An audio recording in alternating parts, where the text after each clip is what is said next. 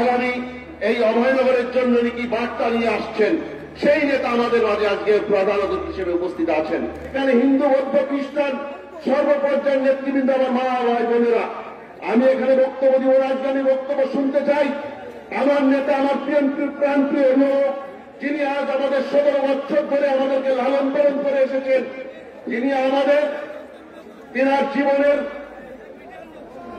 5 ভাগের 4th ভাগ উনি জীবনটা ব্যয় করেছেন এই বাংলাদেশ জাতীয়তাবাদী দলের পিছনে।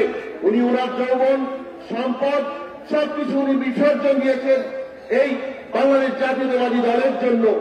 আজকে আমাদের ওনাকে কিছু দেবার পালা, আমরা ওনাকে অভয়নগরের পক্ষ থেকে জানাতে চাই, এই অভয়নগরের মাটি, আইনপাড়ের ঘাটি, আপনার হাত উঁচু করে ওনাকে একটু সমর্থন জানিয়ে দেন যে অভয়নগরবাসী ওনার পাশে আছে।